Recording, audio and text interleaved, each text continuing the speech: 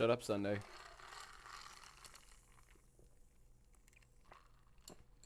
Good evening, viewers.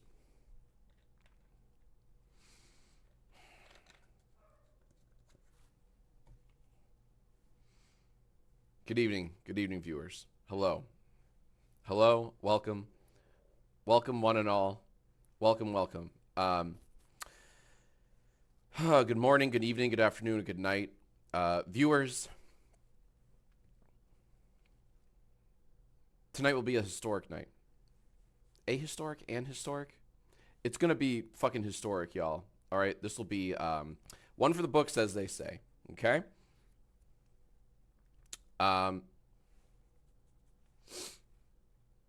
Thank you, Sky Baker, and thank you, Camp Tunis. Hello to ReactBot and ReactBot only.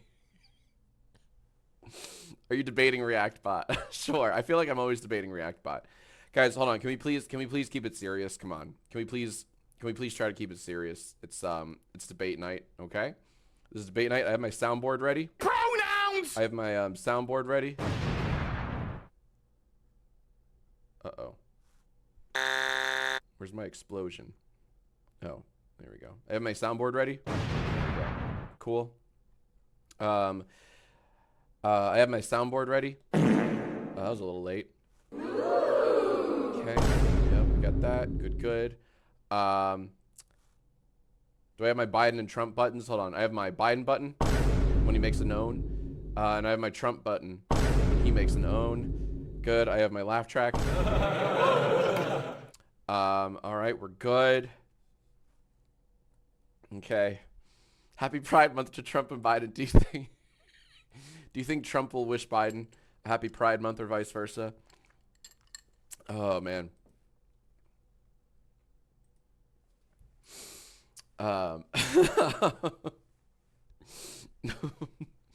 ReactBot. Do you think they will wish each other a happy Pride Month? Yas, queen.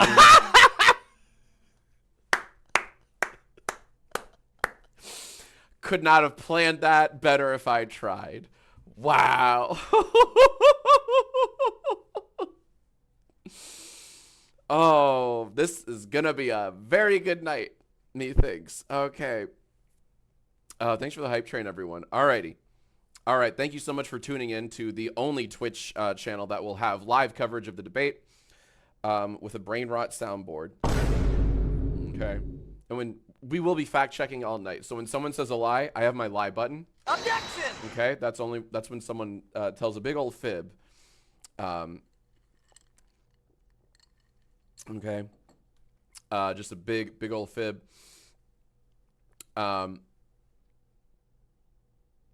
yeah, we're gonna have lots of fun.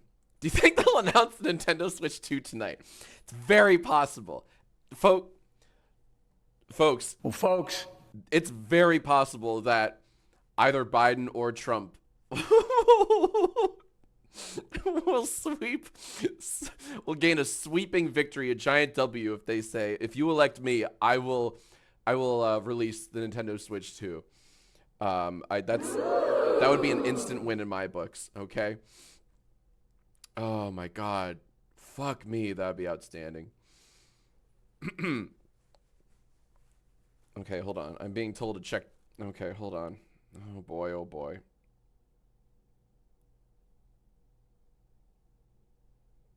Oh, I want to get drunk too. Kai, it's too late. It's too late. I can't add anymore. I'm sorry. I can't add anymore. Let me just see. Okay, hold on. Let me just see real quick. What did you do? What did you do? What did you do? Fuck, it's so good. Fuck. Sorry for the loudness. Oh, fuck, it's so good. I have to add it. Fuck. Okay. Presidential Pride. Okay, let me see how fast I can make my button. Fuck, it's so good. All right. Okay, how fast can I add? That's really good. Okay. All right. Media source. It's called Kiss. Okay. Boop. Boop. All right. Feats don't fail me. Okay, sorry, it's super loud. Hold on. Okay, where is it? Where's kiss? There's kiss. Boom. Kiss. I'm going to do that. Okay, and then turn this on. Oh, fuck. I'm running out of spaces on my board here. We'll just get rid of that. Media. Almost there, folks. No! Fuck! I'm not ready. Hold on. Where's kiss? There's kiss. Restart. Got it. Okay. And then... Fuck yes. I'm so good. There we go. Okay, cool. That's only if they do something really cool. Alright, there you go. We did it. Alright, here we go. What is with that? Okay. Get a few more pictures.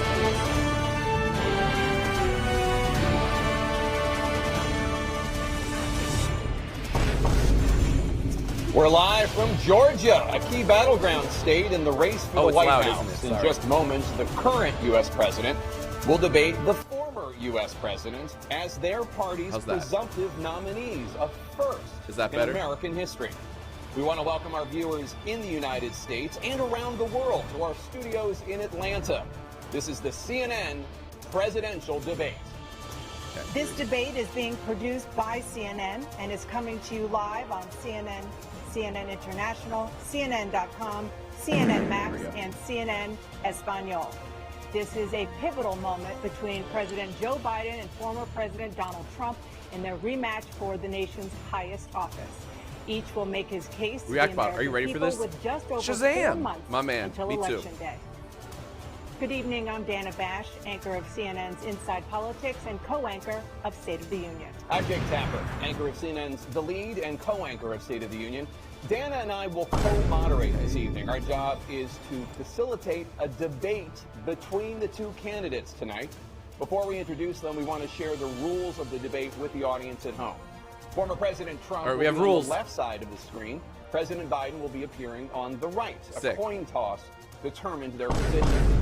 Each candidate will have 2 minutes to answer a question and 1 minute each for responses and rebuttals. Interesting. An additional minute for follow-up, clarification, or response is at the moderator's discretion.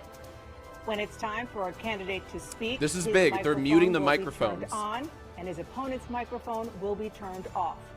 Should a candidate interrupt when his microphone is muted, he will be difficult to understand for viewers at home. What the At the end of the debate, each candidate will get 2 minutes for closing statements. Can they kiss? There is no studio audience tonight. Pre-written notes, props, or contact with campaign staff are not permitted during the debate. By accepting our invitation to debate, both candidates and their campaigns agreed to accept these rules. And after 5 minutes, now, please welcome they get 1 kiss. The 46th President of the United States, Joe Biden. Here we go. Folks, how are you? Where's my folks button? Well, folks. There we go. Okay. Great to be here. Thank you. Sir, you're very quiet. And please welcome the 45th President of the United States, Donald Trump.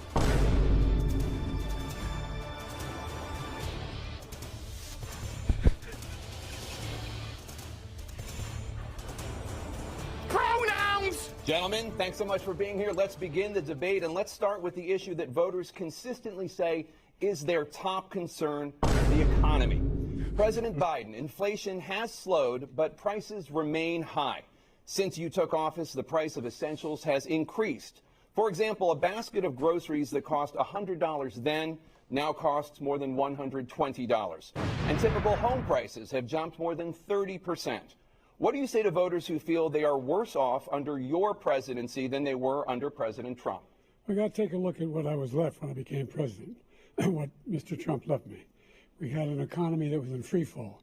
The pandemic was so badly handled. Sir, please Many clear your people were throat. dying. All he said was, it's not that serious. Just inject a little bleach into your arm. You'll be all right. The economy collapsed. There were no jobs. Unemployment rate rose to 15%. It was terrible. And so what we had to do is try to put things back together again. That's exactly what we began to do. We created 15,000 new jobs.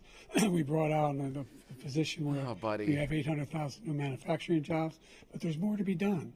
There's more to be done. Working class people are still Sir, in please trouble. speak up. I come from Scranton, Pennsylvania. I come from a household where the kitchen table, if the things weren't able to be met during the month, it was a problem.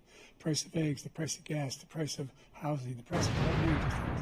That's why I'm working. So I'm trying to wake him make up. Sure I deal with those. REACTBOT, please wake him We're up. going to make sure Ugh, we I reduce the hate price of adulting. housing. We're going to make sure we build 2 million new units. We're going to make sure we cap rents so corporate greed can't take over. The combination, what I was left with in corporate greed, is the reason why we're in this problem right now. In addition to that, we're in a situation where if you take a look at all that was done in his administration, he didn't do much at all. By the time he left, things were in chaos. They were literally chaos. And so we put things back together. We created, I said, those jobs. We make sure we had a situation where we brought down the price of prescription drugs, which is amazing. Well, folks, It's $15 for a insulin, which is $400. No senior has to pay more than $200 for any drug, all the drugs they can include beginning I may have to refresh. next year.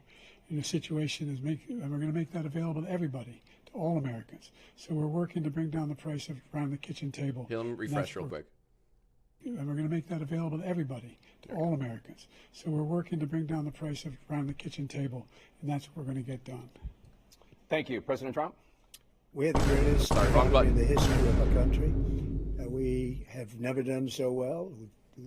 Everybody was amazed by it. Other countries were copying us. We got hit with COVID, and when we did, we spent the money necessary so we wouldn't end up in a Great Depression, the likes of which we had in 1929.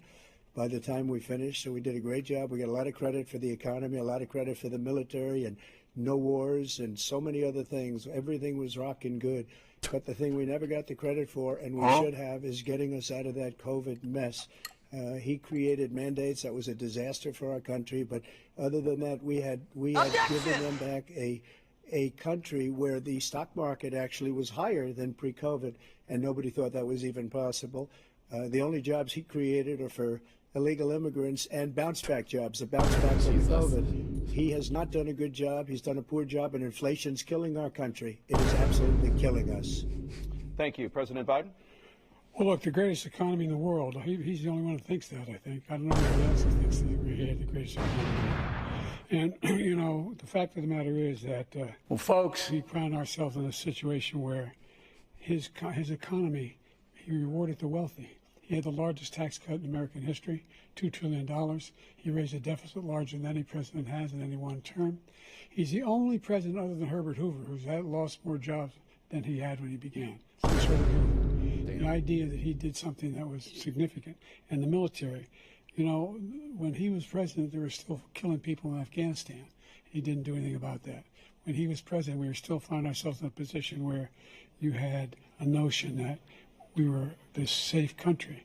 The truth is, I'm the only president this century that doesn't have this decade, that doesn't have any troops dying anywhere in the world, well, folks, like he did. President Trump, I want to follow up if I can. What is You Trump want- doing? respond to him. Well, I'm going to ask you a follow-up. You can do whatever you want with the minute that we give you. I want to follow up. You want to impose a 10% tariff on all goods coming into the U.S. We can't How do will closed you ensure captions, that guys. I that just tried. doesn't drive prices Not even an higher? option. Not going to drive them higher. It's just going to cost countries that have been ripping us off for years, like China and many others, in all fairness to China. It's going to just force them to pay us a lot of money, reduce our deficit tremendously, and give us a lot of power for other things. But he made a statement. The only thing he was right about is I gave you the largest tax cut in history. I also gave you the largest rate in history. That's why we had all the jobs. And the jobs went down, and then they bounced back, and he's taking credit for bounce back jobs. You can't do that.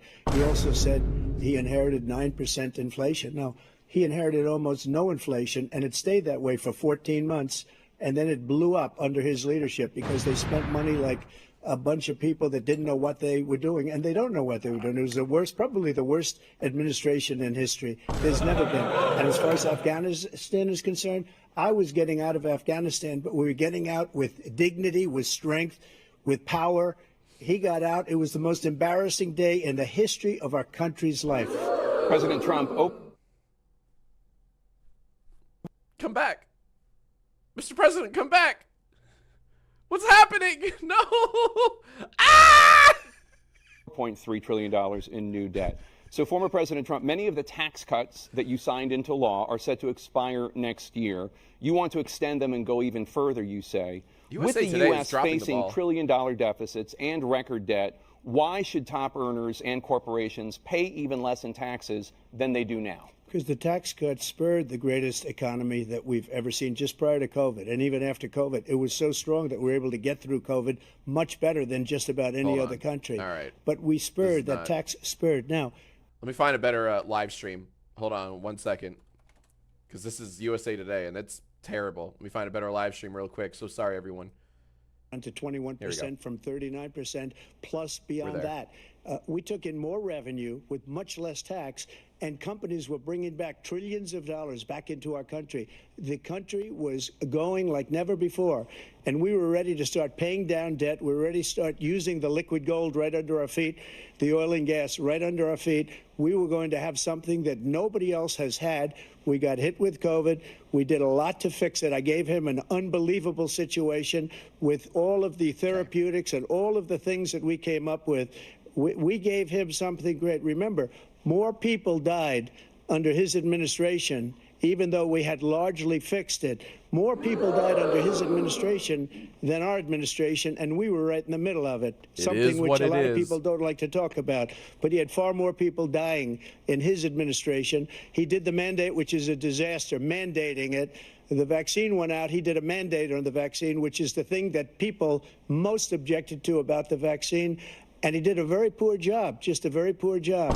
And I will tell you, not only poor there, but throughout the entire world, we're no longer respected as a country. They don't respect our leadership. They don't respect the United States anymore. We're like a third world nation between weaponization of his election, trying to go after his political opponent. All of the things he's done, we've become like a third world nation, and it's a shame. The damage he's done to our country, and I'd love to ask him, and will, why he allowed millions of people to come in here from prisons, jails, and mental institutions to come into our country and destroy our country. President Trump, we will get to immigration later in this block. President Biden, I want to give you an opportunity to respond to this question about the national debt. He had the largest national debt of any president in a 4-year period, number one. Number two, that $2 trillion tax cut benefited the very wealthy. What I'm going to do is fix the tax system. For example, we have 1,000 trillionaires in America. I mean, billionaires in America.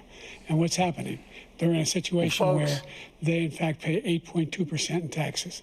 If they just paid 24%, 25%, either one of those numbers, they'd raise $500 million, billion dollars, I should say, in a 10-year period. We'd be able to wipe out his debt. We'd be able to help make sure that all those things we need to do, child care, elder care, making sure that we continue to strengthen our health care system, making sure that we're able to make every single solitary person eligible for what I've been able to do. What's all this then? With the COVID, excuse me, with dealing with everything we have to do with, look, folks, we finally beat Medicare. Thank you, President Biden. President Trump? Well, he's right. He did beat Medicare. He beat it to death, and he's destroying Medicare because all of these people are coming in. They're putting them on Medicare. They're putting them on Social Security. They're going to destroy Social Security. This man is going to single-handedly destroy Social Security. These millions and millions of people coming in, they're trying to put them on Social Security. He will wipe out Social Security. He will wipe out Medicare. So he was right in the way he finished that sentence. And it's a shame. What's happened to our country in the last 4 years is not to be believed. Foreign countries, I'm friends with a lot of people, they cannot believe what happened to the United States of America. We're no longer respected. They don't like us. We give them everything they want, and they think we're stupid. They think we're very stupid people. What we're doing for other countries, and they do nothing for us. What this man has done is absolutely criminal. Thank you, President Trump. Dana? This is the first presidential election since the Supreme Court overturned Roe v. Wade. This morning, the court ruled on yet another abortion case, temporarily allowing emergency abortions to continue in Idaho, despite that state's restrictive ban. Former President Trump, you take credit for the decision to overturn Roe v. Wade, which returned the issue of abortion to the states. However, the federal government still plays a role in whether or not women have access to abortion pills. They're used in about 2/3 of all abortions. As president, would you block abortion medication? First of all, the Supreme Court just approved the abortion pill, and I agree with their decision to have done that, and I will not block it. And if you look at this whole question that you're asking, complex but not really complex. 51 years ago, you had Roe v. Wade, and everybody wanted to get it back to the states. Everybody, without exception. Democrats, Republicans, liberals, conservatives. Everybody wanted it back. Religious leaders. And what I did is I put 3 great Supreme Court justices on the court, and they happened to vote in favor of killing Roe v. Wade and moving it back to the states. This is something that everybody wanted. Now, 10 years ago or so, they started talking about how many weeks and how many this, getting into other things. But every legal scholar throughout the world, the most respected, wanted it brought back to the states. I did that. Now the states are working it out. If you look at Ohio, it was a decision that was an end result that was a little bit more liberal than you would have thought. Kansas, I would say the same thing. Texas is different. Florida is different. But they're all making their own decisions right now. And right now, the states control it. That's the vote of the people. Like Ronald Reagan, I believe in the exceptions. I am a person that believes. And frankly, I think it's important to believe in the exceptions. Some people, you have to follow your heart. Some people don't believe in that. But I believe in the exceptions for rape, incest, and the life of the mother. I think it's very important. Some people don't. Follow your heart. But you have to get elected also, and because that has to do with other things. You got to get elected. The problem they have is they're radical because they will take the life of a child in the 8th month, the 9th month, and even after birth. After birth, if you look at the former governor of Virginia, he was willing to do this. He said, we'll put the baby aside and we'll determine what we do with the baby, meaning we'll kill the baby. What happened is we brought it back to the states, and the country is now coming together on this issue. It's been a great thing. Thank you. President Biden? It's been a terrible thing, what you've done. The fact is that the vast majority of constitutional scholars supported Roe when it was decided. Supported Roe. And that's this idea that they're all against it is just ridiculous. And this is the guy who says the states should be able to have it. We're at a state where in 6 weeks, you don't even know whether you're pregnant or not, but you cannot see a doctor, and have him decide on what your circumstances are, whether you need help. The idea that states are able to do this is a little like saying we're going to turn civil rights back to the states, let each state have a different rule. Look, there's so many young women who have been, including a young woman who just was murdered, and he went to the funeral. The idea that she was murdered by an immigrant coming in. They talk about that, but here's the deal: there's a lot of young women are being raped by their in-laws, by their spouses, brothers and sisters, it's just ridiculous, and they can do nothing about it. And they try to arrest them when they cross state lines. Thank you. There have been many young women murdered by the same people he allows to come across our border. We have a border that's the most dangerous place anywhere in the world, considered the most dangerous place anywhere in the world. And he opened it up, and these killers are coming into our country, and they are raping and killing women. And it's a terrible thing. As far as the abortion is concerned, it is now back with the states. The states are voting. In many cases, it's frankly a very liberal decision. In many cases, it's the opposite. But they're voting, and it's bringing it back to the vote of the people, which is what everybody wanted, including the founders, if they knew about this issue, which, frankly, they didn't. But they would have. Everybody wanted brought back. Ronald Reagan wanted it brought back. He wasn't able to get it. Everybody wanted it brought back, and many presidents had tried to get it back. I was the one to do it. And again, this gives it the vote of the people, and that's where they wanted it. Every legal scholar wanted it that way. Staying on the topic of abortion, President Biden, 7 states, I'll let you do that. This is the same topic. 7 states have no legal restrictions on how far into a pregnancy a woman can obtain an abortion. Do you support any legal limits on how late a woman should be able to terminate a pregnancy? I supported Roe v. Wade, which had 3 trimesters. The first time is between the woman and the doctor. Second time is between the doctor and an extreme situation. The third time is between the doctor, between the woman and the state. The idea that the politicians that the founders wanted the politicians to be the ones making decisions about women's health is ridiculous. That's the last. No politician should be making that decision. A doctor should be making those decisions. That's how it should be run. That's what you're going to do. And if I'm elected, I'm going to restore Roe v. Wade. So that means he can take the life of the baby in the 9th month and even after birth, because some states, Democrat run, take it after birth. Again, the former governor of Virginia, put the baby down, then we decide what to do with it. So he's willing to, as we say, rip the baby out of the womb in the 9th month and kill the baby. Nobody wants that to happen, Democrat or Republican. No. Nobody wants it to happen. No one's saying that, sir. That is simply not true. That Roe v. Wade does not provide for that. That's not the circumstance. Only if a woman's life is in danger, she's going to die. That's the only circumstance in which that can happen. But we are not for late-term abortion, period. Period, period. Under Roe v. Wade, you have late-term abortion. You can do whatever you want, depending on the state. You can do whatever you want.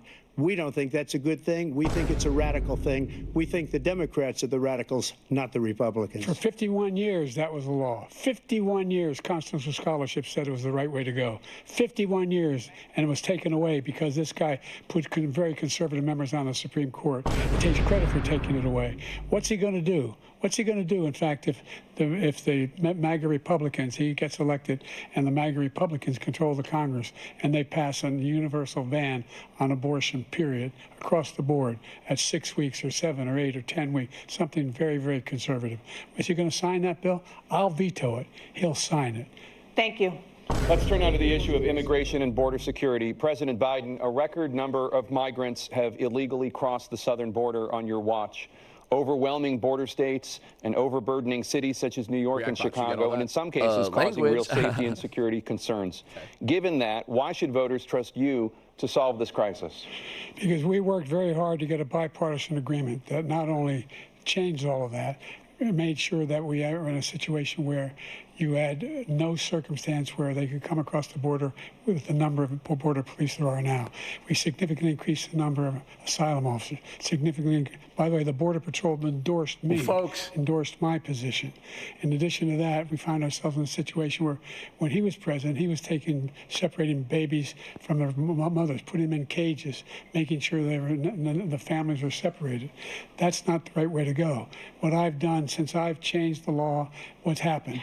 I've changed it in a way that now you're in a situation where there are 40% fewer people coming across the border illegally. That's better than when he left office. And I'm going to continue to move until we get the total ban on the total initiative relative to what we can do with more Border Patrol and more asylum officers. President Trump? I really don't know what he said at the end of that sentence. I don't think he knows what he said either. Look, we had the safest border in the history of our country. The border, all he had to do was leave it. All he had to do was leave it. He decided to open up our border, open up our country to people that are from prisons, people that are from mental institutions, insane asylum, terrorists. We have the largest number of terrorists coming into our country right now, all terrorists, all over the world, not just in South America, all over the world. They come from the Middle East, everywhere. All over the world, they're pouring in. And this guy just left it open. And he didn't need legislation because I didn't have legislation. I said, close the border. We had the safest border in history. In that final couple of months of my presidency, we had, according to Border Patrol, who is great, and by the way, who endorsed me for president, but I won't say that, but they endorsed me for president. Brandon, just speak to him. But look, we had the safest border in history. Now we have the worst border in history. There's never been anything like it. And people are dying all over the place, including the people that are coming up in caravans. Thank you, President Trump. President Biden? The only terrorist who's done anything crossing the border is one who came along and killed three, under his administration, killed an al-Qaeda person come in his administration, killed 3 American soldiers, killed 3 American soldiers. That's the only terrorist that's there. I'm not saying that no terrorist ever got through, but the idea they're emptying their prisons, we're welcoming these people, that's simply not true. There's no data to support what he said. Once again, he's exaggerating, he's lying. President Trump, staying on the topic of immigration, you've said that you're going to carry out, quote, the largest domestic deportation operation in American history, unquote. Does that mean that you will deport every undocumented immigrant in America, including those who have jobs, including those whose spouses are citizens, and including those who have lived here for decades? And if so, how will you do it? Just 1 second. He said we killed 3 people. The people we killed are al-Baghdadi and Soleimani, the 2 greatest terrorists, biggest terrorists anywhere in the world, and it had a huge impact on everything, not just border, on everything. He's the one that killed people with the bad water, including hundreds of thousands of people dying, and also killing our citizens when they come in. We are living right now in a rat's nest. They're killing our people in New York, in California, in every state in the union, because we don't have borders anymore. Every state is now a border. And because of his ridiculous, insane, and very stupid policies, people are coming in and they're killing our citizens at a level that we've never seen. No, they didn't. REACTBOT, they didn't. I call it Biden migrant crime.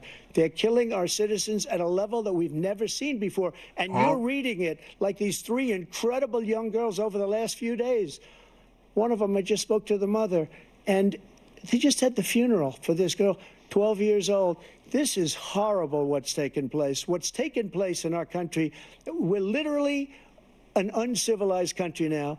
He doesn't want it to be. He just doesn't know. He opened the borders. Nobody's ever seen anything like. And we have to get a lot of these people out, and we have to get them out fast, because they're going to destroy our country. Just take a look at where they're living. They're living in luxury hotels in New York City and other places. Our veterans are on the street. They're dying because he doesn't care about our veterans. He doesn't care. He doesn't like the military at all, and he doesn't care about our veterans. Nobody been worse. I had the highest approval rating for veterans taking care of the VA. He has the worst. He's gotten rid of all the things that I approved, choice that I got through Congress, all of the different things I approved, they abandoned. We had by far the highest, and now it's down in less than half, because he's done all these great things that we did. And I think he did it just because I approved it, which is crazy. But he has killed so many people at our border by allowing all of these people to come in. And it's a very sad day in America. President Biden, you have the mic. Every single thing he said is a lie. Every single one. For example, veterans are a hell of a lot better off since I passed the PACT Act. 1 million of them now have insurance, and their families have it. Their families have it because what happened, whether it was Agent Orange or burn pits, they're all being covered now. And he opposed, his group opposed that. We're also in a situation where we have great respect for veterans. My son spent a year in Iraq, living right next to one of those burn pits, came back with stage 4 glioblastoma. I was recently in France for D-Day, and I spoke all about those heroes that died. I went to the World War II cemetery, World War I cemetery he refused to go to. He was standing with his 4-star general, and he told me, he said, I don't want to go in there because they're a bunch of losers and suckers. My son was not a loser, was not a sucker. You're the sucker. You're the loser. President Trump? First of all, that was a made-up quote, suckers and losers. They made it up. It was in a third-rate magazine that's failing, like many of these magazines. He made that up. He put it in commercials. We've notified him. We had 19 people that said I didn't say it. And think of this. Who would say I'm at a cemetery or I'm talking about our veterans? Because nobody's taken better care. I'm so glad this came up, and he brought it up. There's nobody that's taken better care of our soldiers than I have. To think that I would, in front of generals and others, say suckers and losers. We have 19 people that said it was never said by me. It was made up by him, just like Russia was made up, just like the 51 intelligence agents are made up, just like the new thing with the 16 economists are talking. It's the same thing. 51 intelligence agents said that the laptop was Russia disinformation. It wasn't. That came from his son, Hunter. It wasn't Russia disinformation. He made up the suckers and losers, so he should apologize to me right now. 4-star general standing to your side who was on your staff who said you said it, period. That's number one. And number two, the idea that I have to apologize to you for anything along the line. We've done more for veterans than any president has in American history. And they now are in their family. The only sacred obligation we have as a country is to care for our veterans when they come home and their families and equip them when they go to war. That's what we're doing. That's what the VA is doing now. They're doing more for veterans than ever before in our history. All right, thank you so much. To the topic of foreign policy, I want to begin with Russia's war against Ukraine, which is now in its third year. Former President Trump, Russian President Vladimir Putin says he'll only end this war if Russia keeps the Ukrainian territory it has already claimed and Ukraine abandons its bid to join NATO. Are Putin's terms acceptable to you? First of all, our veterans and our soldiers can't stand this guy. They can't stand him. They think he's the worst commander-in-chief, if that's what you call him, that we've ever had. They can't stand him. So let's get that straight. And they like me more than just about any of them. And that's based on every single bit of information. As far as Russia and Ukraine, if we had a real president, the president that knew, that was respected by Putin, he would have never invaded Ukraine. A lot of people are dead right now, much more than people know. You know, they talk about numbers. You can double those numbers, maybe triple those numbers. He did nothing to stop it. In fact, I think he encouraged Russia from going in. I'll tell you what happened. He was so bad with Afghanistan. It was such a horrible embarrassment, most embarrassing moment in the history of our country, that when Putin watched that and he saw the incompetence, that he should have fired those generals, like I fired the one that you mentioned, and so he's got no love lost, but he should have fired those generals. No general got fired for the most embarrassing moment in the history of our country, Afghanistan, where we left billions of dollars of equipment behind. We lost 13 beautiful soldiers, and 38 soldiers were obliterated. And by the way, we left people behind, too. We left American citizens behind. When Putin saw that, he said, you know what? I think we're going to go in and maybe take this was his dream. I talked to him about it, his dream. The difference is he never would have invaded Ukraine, never. Just like Israel would have never been invaded in a million years by Hamas. You know why? Oh, it's because Biden's Iran fault? was broke with me. I wouldn't let anybody do business with them. They ran out of money. They were broke. They had no money for Hamas. They had no money for anything. No money for terror. That's why you had no terror at all during my administration. This place, the whole world is blowing up under him. President Biden? I've never heard so much malarkey in my whole life. Look, the fact of the matter is that we're in a situation where, let's take the last point first. Iran attacked American troops, caused brain damage for a number of these troops, and he did nothing about it. Recently, not when he was president, they attacked. He said they're just having headaches. That's all it is. He didn't do a thing when the attack took place, number one. Number two, we got over 100,000 Americans and others out of Afghanistan during that airlift. Number three, we found ourselves in a situation where, if you take a look at what Trump did in Ukraine, this guy told Trump, do whatever you want, and do whatever you want. And that's exactly what Trump did to Putin, encourage him, do whatever you want. And he went in. And listen to what he said when he went in. He was going to take Kyiv in 5 days, remember? Because it's part of the old Soviet Union. That's what he wanted to reestablish. Kyiv, and he in fact didn't do it at all. He wasn't able to get it done, and they've lost thousands and thousands of troops, 500,000 troops. President Trump, I as I never come back said to you that. for 1 minute, I just want to go back to my original question, which is, are Putin's terms acceptable to you? Keeping the territory in Ukraine? No, they're not acceptable. But look, this is a war that never should have started. If we had a leader in this war, he led everybody along. He's given $200 billion now or more to Ukraine. He's given $200 billion. That's a lot of money. I don't think there's ever been anything like it. Every time that Zelensky comes to this country, he walks away with $60 billion. He's the greatest salesman ever. And I'm not knocking him. I'm not knocking anything. I'm only saying the money that we're spending on this war, and we shouldn't be spending, it should have never happened. I will have that war settled between Putin and Zelensky as president-elect before I take office on January 20th. I'll have that war settled.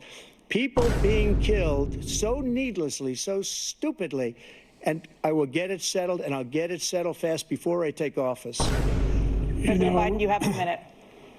The fact is that Putin is a war criminal. He's killed thousands and thousands of people. And he has made one thing clear. He wants to reestablish what was part of the Soviet Empire, not just a piece. He wants all of Ukraine. That's what he wants. And then do you think he'll stop there? Do you think he'll stop when if he takes Ukraine? What do you think happens to Poland? What do you think of Belarus? What do you think happens to those NATO countries? And so if you want a war, you ought to find out what he's going to do, because if in fact he does what he says and walks away, and by the way, all that money we give Ukraine are from weapons we make here in the United States. We give them the weapons, not the money at this point. And our NATO allies have produced as much funding for Ukraine as we have. That's why we're strong. Thank you. Moving on to the Middle East. In October, Hamas attacked Israel, killing more than 1,000 people and taking hundreds of hostages. Among those held and thought to still be alive are 5 Americans. Israel's response has killed thousands of Palestinians and created a humanitarian crisis in Gaza. President Biden, you've put forward a proposal to resolve this conflict, but so far Hamas has not released the remaining hostages, and Israel is continuing its military offensive in Gaza. So what additional leverage will you use to get Hamas and Israel to end the war? You have 2 minutes. Number one, everyone from the United Nations Security Council, folks, straight through to the G7, to the Israelis and Netanyahu himself, have endorsed the plan I put forward. Which has 3 stages to it. The first stage is trade the hostages for a ceasefire. Second phase is a ceasefire with additional conditions. The third phase is the end of the war. The only one who wants the war to continue is Hamas. Number one, they're the only ones standing out. We're still pushing hard to get them to accept. In the meantime, what's happened? In Israel, we're finding that the only thing I've denied Israel was 2,000-pound bombs. They don't work very well in populated areas. They kill a lot of innocent people. We're providing Israel with all the weapons they need and when they need them. And by the way, I'm the guy that organized the world against Iran when they had a full-blown intercontinental ballistic missile attack on Israel. No one was hurt. No one Israeli was accidentally killed, and it just stopped. We saved Israel. We are the biggest producer of support for Israel of anyone in the world. And so there are 2 different things. Hamas cannot be allowed to be continued. We continue to send our experts and our intelligence people as to how they can get Hamas like we did bin Laden. You don't have to do it. And by the way, they've been greatly weakened, Hamas, greatly weakened, and they should be. BRAINROT, they should be eliminated. Consider their goose cooked. You've got to be careful for using certain weapons among population centers. Just going back to Ukraine for 1 second. We have an ocean separating us. The European nations together have spent $100 billion, or maybe more than that, less than us. Why doesn't he call them and say, you got to put up your money like I did with NATO? I got them to put up hundreds of billions of dollars. The Secretary General of NATO said Trump did the most incredible job I've ever seen. They wouldn't have any. They were going out of business. We were spending almost 100% of the money was paid by us. He didn't do that.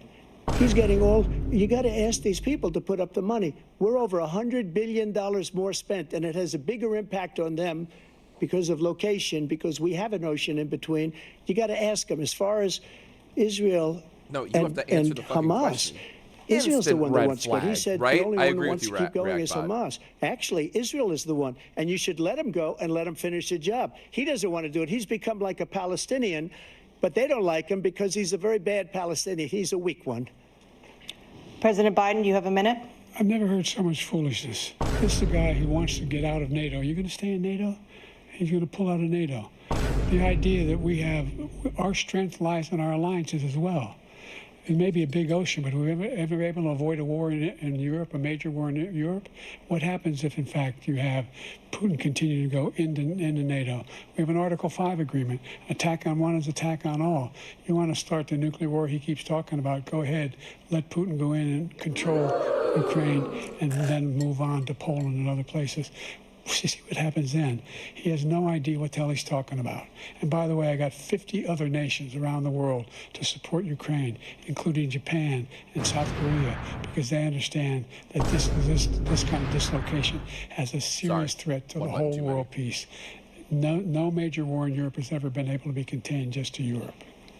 Well, folks, President Trump, just to follow up, would you support the creation of an independent Palestinian state in order to achieve peace in the region? I'd have to see, but before we do that, the problem we have is that we spend all the money. So they kill us on trade. I made great trade deals with the European nations because if you add them up, they're about the same size economically. Their economy is about the same size as the United States. And they were no cars, they don't want anything that we have, but we're supposed to take their cars, their food, their everything, their agriculture. I changed that. But the big thing I changed is they Don't don't ask pay. me where I And the was only on the reason night of October that he can 13th, play games 2023. with NATO We is won't because react, I Bob. got them to put up hundreds of billions of dollars. I said, and he's right about this, I said, no, I'm not going to support NATO if you don't pay. They asked me that question, would you guard us against Russia at a very secret meeting of the 28 states at that time, nations at that time. And they said, no, if you don't pay, I won't do that. And I've you know what genuinely happened? forgotten the question. Billions and billions of dollars came flowing So in the many next day and the next fucking months. Rants. But now we're in the Tangents. same position. We're paying everybody's Thank you. bills. let's turn to the issue of democracy. Former President Trump, I want to ask you about January 6, 2021. After let's you go. rallied your supporters that day, some of them stormed the Capitol to stop the constitutionally mandated counting of electoral votes. As president, you swore an oath to, quote, preserve, protect, and defend, unquote, the Constitution.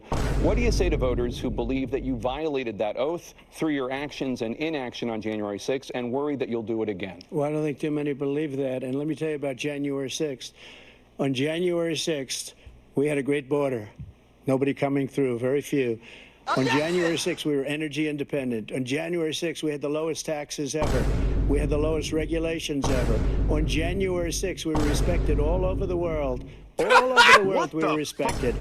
And then he comes in, and we're now laughed at. We're like a bunch of stupid people. What?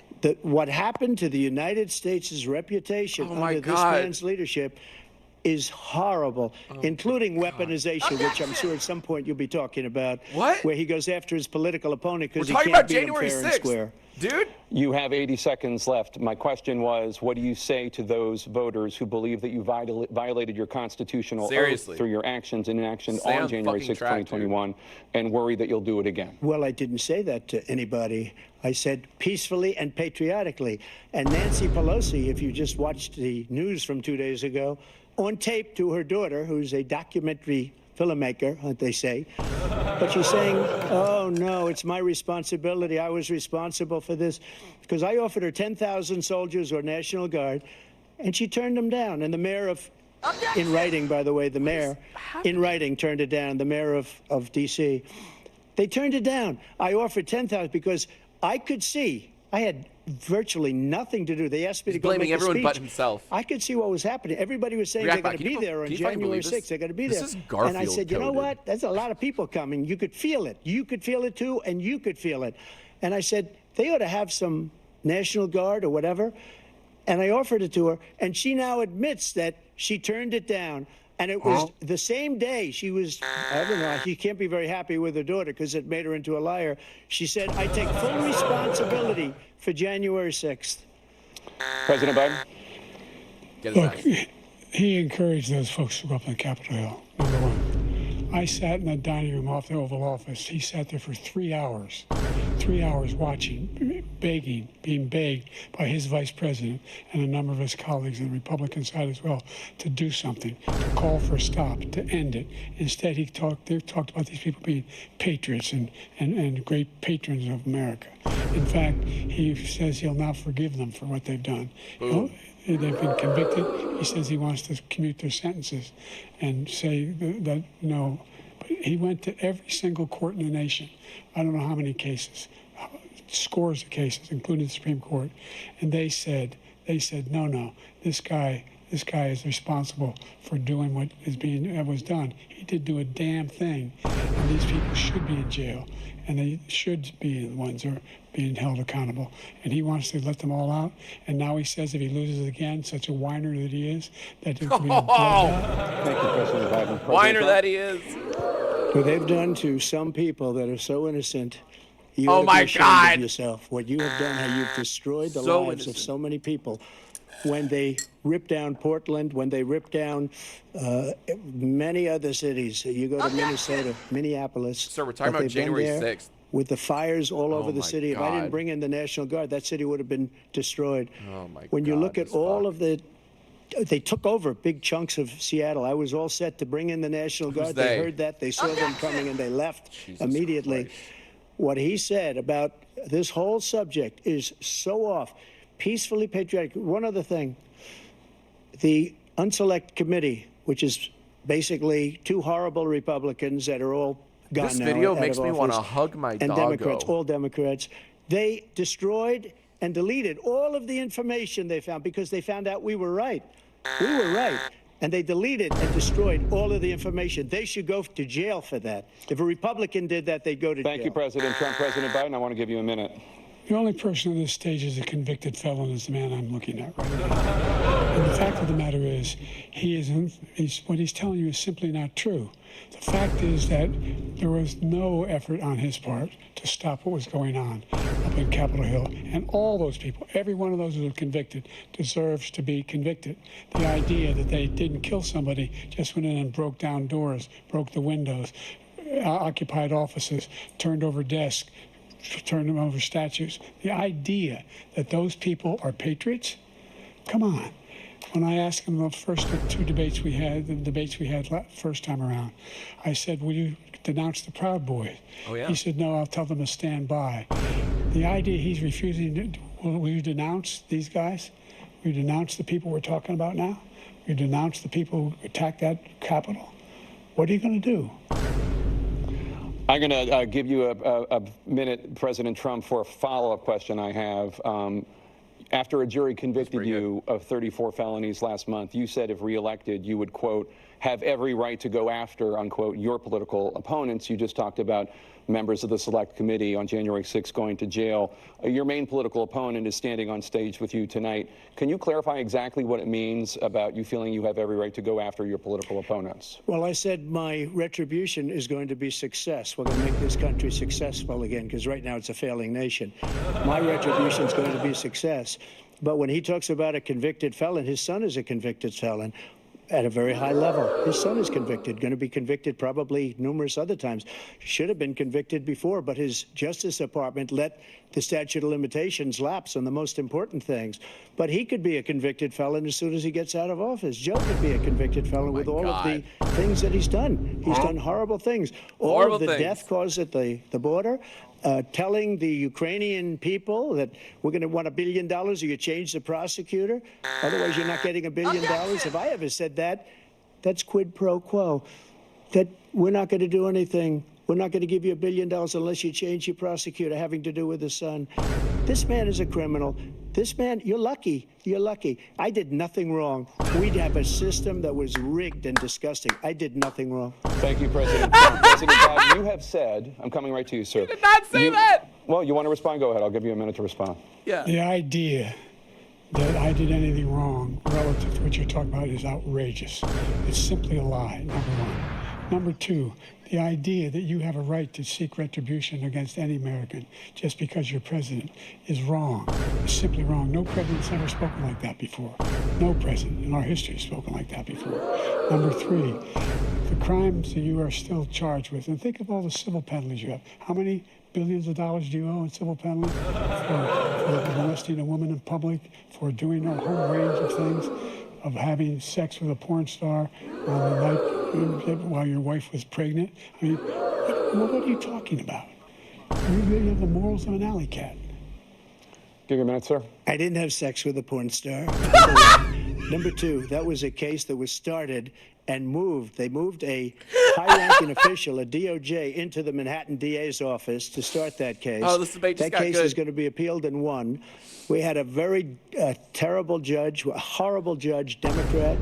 The prosecutor, Democrat. high-ranking Democrats, appointed people, and both the civil and the criminal. He basically went after his political opponent because he thought it was going to damage me. But when the public found out about these cases, because they understand it better than he does, he has no idea what these cases are.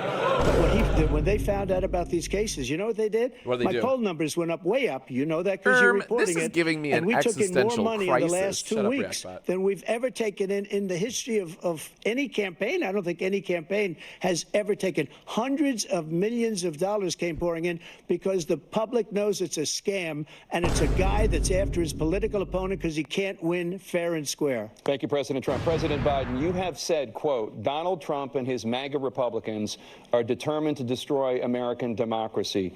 Do you believe that the tens of millions of Americans who are likely to vote for President Trump will be voting against American democracy? The more they know about what he's done, yes. The more they know about what he's done. And there's a lot more coming. He's got a lot of cases down the road coming around. He's got a whole range of issues he has to face. I don't know what the juries will do, but I do know he has a real problem. And so the fact that, could you ever think you heard any president say that I'm going to seek retribution? Do you ever hear any presidents say that I thought Hitler had some good ideas? What got me involved to run in the first place after my son had died, I decided in Iraq, because of Iraq, I said I wasn't going to run again until I saw what happened in Charlottesville, Virginia. People coming out of the woods carrying swastikas on torches, and singing the same anti-Semitic bile they sang when back in Germany. And the young woman got killed. I spoke to the mother, and they asked him. They said, "What do you think of those people? The people the ones who got killed, the one who tried to stop it, and the ones," he said, "I think they're fine people on both sides." What American president would ever say Nazis coming out of fields carrying torches, singing the same anti-Semitic bile, carrying swastikas were fine people? And this is a guy who says Hitler's done some good things. I'd like to know what they are. The good things Hitler's done, that's what he said. This guy has no sense of American democracy. President Trump. Jake, both of you know that story has been totally wiped out because when you see the sentence, it said 100% exoneration on that. So he just keeps it going. He says he ran because of Charlottesville. He didn't run because of Charlottesville. He ran because it was his last chance. He's not equipped to be president. You know it, and I know it. It's ridiculous. We have a debate.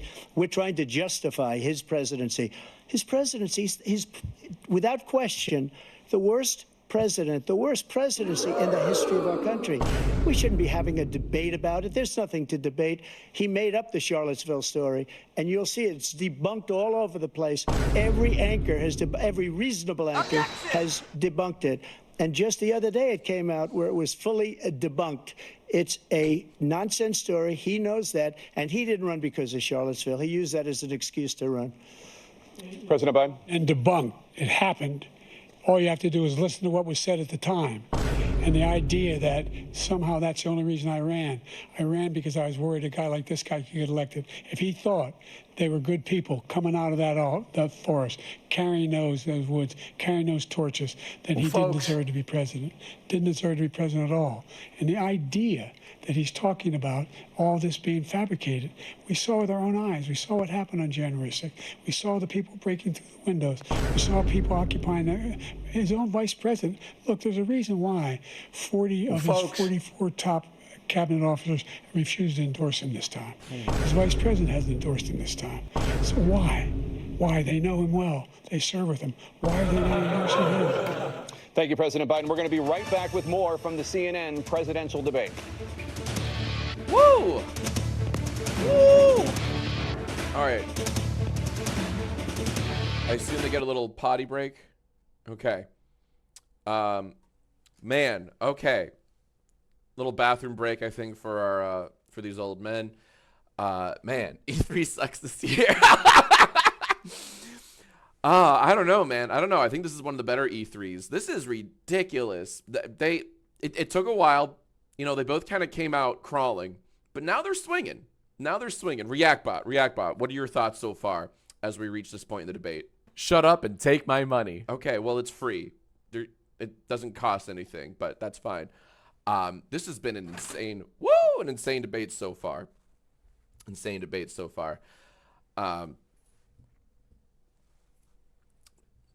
Chat.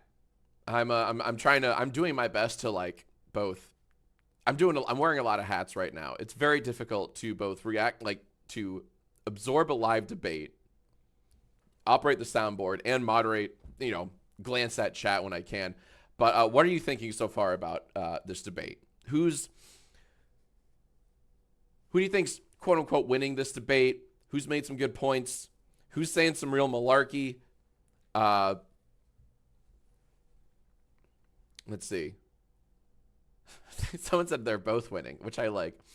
We're all cooked. Yeah. We're all losing. Yikes, America's in trouble. Yeah. I'm losing. Kendrick. Yeah, Kendrick for sure. I hope they kiss. I hope they kiss too. I'm fucking waiting for this. Any day now. If they kiss, it'll be this debate. I think they have 2 more debates too in September. But I don't know.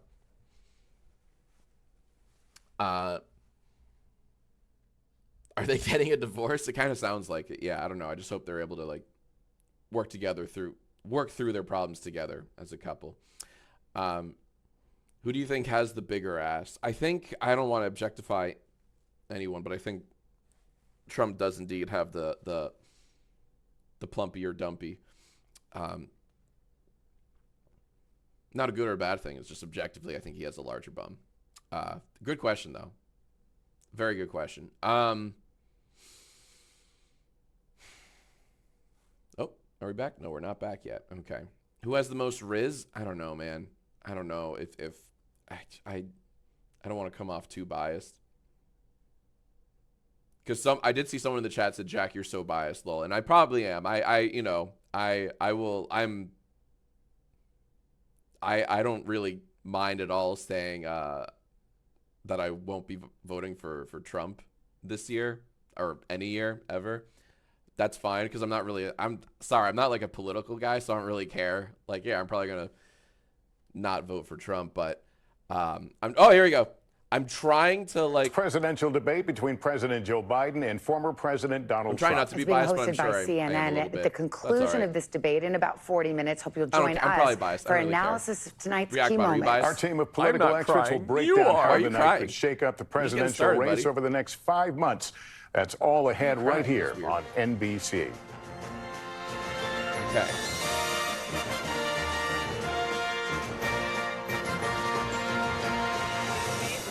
From Georgia.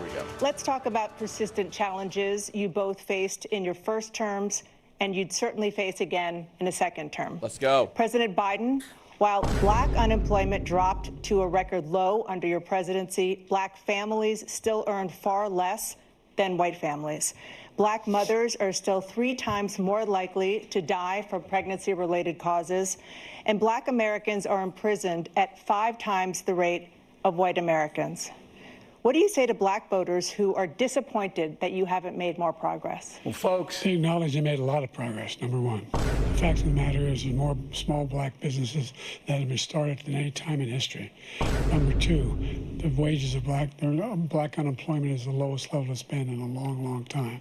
Number 3, we're trying to provide housing for black Americans and dealing with the segregation that exists among these corporate corporations that collude to keep people out of their houses.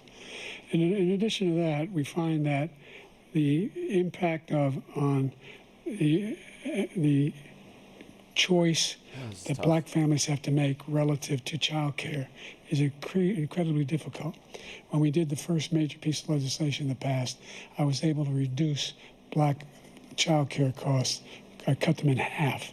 We've got to make sure we provide for child care costs.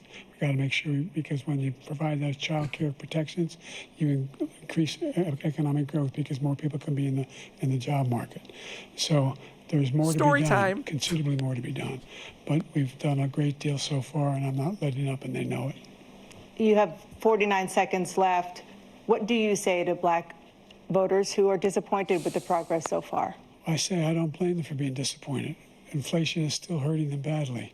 For example, I provided for the idea that any black family first-time home buyers should get a $10,000 tax credit to be able to buy their first home so they can get started. I made sure that we're in a situation where all those black families and those black individuals who had to take out student loans that were ballooning, that if they were engaged in nursing, doctor, and anything having to do with volunteerism, if they paid their bills for 10 years on their student debt, all the rest is forgiven after 10 years. Millions have benefited from that, and we're going to do a whole lot more for black families. Thank you, President Trump. And he caused the inflation. He's blaming inflation, and he's right, it's been very bad. He caused the inflation, and it's killing black families and Hispanic families and just about everybody. It's killing people. They can't buy groceries anymore. They can't. You look at the cost of food where it's doubled and tripled and quadrupled. They can't live. They're not living anymore. He caused this inflation. I gave him they're not living a country anymore. with essentially no inflation. It was perfect. It was so good. All he had to do is leave it alone. He destroyed it with his Green New scam and all this money that's being thrown out the window. He caused inflation. As sure as you're sitting there, the fact is that his big kill on the black people is the millions of people that he's allowed to come in through the border. They're taking black jobs now, and it could be 18, it could be 19, and even 20 million people. They're taking black jobs, and they're taking Hispanic jobs, and you haven't seen it yet, but you're going to see something that's going to be the worst in our history. Thank you. President Biden? There was no inflation when I became president. You know why? The economy was flat on its back. 15% unemployment. He decimated the economy, absolutely decimated the economy. That's why there was no inflation at the time. There were no jobs. We provided thousands of millions of jobs for individuals who are in all communities, including minority communities. We made sure that they have health insurance. We have covered, the ACA has increased. I made sure that there are $8,000 per person in a family to get written off for health care. But this guy wants to eliminate that. They tried 50 times. He wants to get rid of the ACA again. And they're going to try again if they win. We find ourselves in a position where the idea that we're not doing any, we put more police on the street than any administration has. He wants to cut the cops. We're providing for equity and making sure people have a shot to make it. There's a lot going on, but in inflation, he caused it by his tremendous malfeasance in the way he handled the pandemic. Thank you. Another persistent challenge is the climate crisis. 2023 was the hottest year in recorded history, and communities across the country are confronting the devastating effects of extreme heat, intensifying wildfires, stronger hurricanes, and rising sea levels. Former President Trump, you've vowed to end your opponent's climate initiatives, but will you take any action as president to slow the climate crisis? Well, let me just go back to what he said about the police. Oh my God. How close the police are to him. Almost every police group in the nation from every state is supporting Donald J. Trump. Almost every police group. And what he's done to the black population is horrible, including the fact that for 10 years he called them super predators. We can't, in the 1990s, we can't forget that. Super predators was his name, and he called it to them for 10, and they've taken great offense at it, and now they see it happening. But when they see what I did for criminal justice reform and for the historically black colleges and universities, where I funded them and got them all funded, and the opportunity zones with Tim, as you know, Tim Scott was incredible. He did a great job, great senator from South Carolina. He came to me with the idea, and it was a great idea. It's one of the most successful economic development acts ever in the country. What the skibbity riz is up with that guy? I don't know, REACTBot. I don't know. We have the best numbers climate with them change. He's talking about the police. Maybe ever. They're saying ever. I read this morning where ever, the best numbers. He's lost much of the black population because he's done a horrible job for black people. He's also done a horrible job for Hispanics. But wait till you see these millions of people pouring into our country, and they're going to take the jobs, and it's already started, and you haven't seen anything yet. It's a disaster. 38 seconds left. President Trump, will you take any action as president to slow the climate crisis? So I want absolutely immaculate clean water, and I want absolutely clean air, and we had it. We had H2O. We had the best numbers ever, and we did we were using we had H2O. all forms of energy, all forms, everything. And yet, during my 4 years, I had the best environmental numbers ever. And my top environmental people gave me that statistic just before I walked on the stage, actually. I don't know where the hell he's been. The idea that anything he said is true. I've passed the most extensive climate change legislation in history. We find ourselves, and by the way, black colleges, I came up with $50 billion for HBCUs, historic black universities and colleges, because they don't have the kind of contributors that they have to build these laboratories and the like. Any black student is capable in college of doing any white student can do. They just don't have the money. But now they'll be able to get those jobs in high tech. We're in a situation where the idea that he is claiming to have done something that had the cleanest water, he didn't do a damn thing for the environment. He pulled out of the Paris Peace Accord, Climate Accord. I immediately joined it because if we reach 1.5 degrees Celsius at any one point, there's no way back. The only existential threat to humanity is climate change, and he didn't do a damn thing about it. He must undo all that I've done. The Paris Accord was going to cost us $1 trillion, and China nothing, and Russia nothing, and India nothing. It was a ripoff of the United States. And I ended it because I didn't want to waste that money because they treat us horribly. We were the only ones who was costing us money. Nobody else was paying into it. And it was a disaster. But everything that he said just now, I'll give you an example. I heard him say before insulin. I'm the one that got the insulin down for the seniors. I took care of the seniors. What he's doing is destroying all of our medical programs because the migrants coming in, they want everybody. And look, I have the biggest heart on the stage, I guarantee you that. And I want to take care of people. But we're destroying our country. They're taking over our schools, our hospitals, and they're going to be taking over Social Security. He is destroying Social Security, Medicare, and Medicaid. Again, the question was about climate change. The idea is that we, in fact, we were the only ones of consequence who are not members of the Paris Accord. How can we do anything if we're not able to, the United States can't get its pollution under control? One of the largest polluters in the world, #1. We're making significant progress. By 2035, we will have cut pollution in half. We have made significant progress, and we're continuing to make progress. We set up a climate corps for thousands of young people will learn how to deal with climate, just like the Peace Corps. And we're moving in directions that are going to significantly change the elements of cause of pollution. But the idea that he claims that he has the biggest heart up here and he's really concerned about pollution and about climate, I've not seen any indication of that. And by the way, with regard to prescription drugs, one company agreed that they would reduce the price to $35, which I was calling for, one, voluntarily. I made sure every company in the world, every pharmaceutical company, cannot have to pay. Thank you. And by the way. So every day, millions of Americans struggle just to make ends meet. For many older Americans, Social Security provides a critical lifeline. President Biden, if nothing is done to Social Security, seniors will see their benefits cut in just over 10 years. Will you name tonight one specific step that you're willing to take to keep Social Security solvent? Yes, make the very wealthy begin to pay their fair share. Right now, everybody making under $170,000 pays 6% of their income, of their paycheck, every single time they get a paycheck from the time of the first one they get when they're 18 years old. The idea that they're going to, I've been proposing that everybody, they pay, the millionaires pay 1%. So no one I would not raise the cost of Social Security for anybody under $400,000. After that, I began to make the wealthy begin to pay their fair share by increasing from 1% beyond to be able to guarantee the program for life.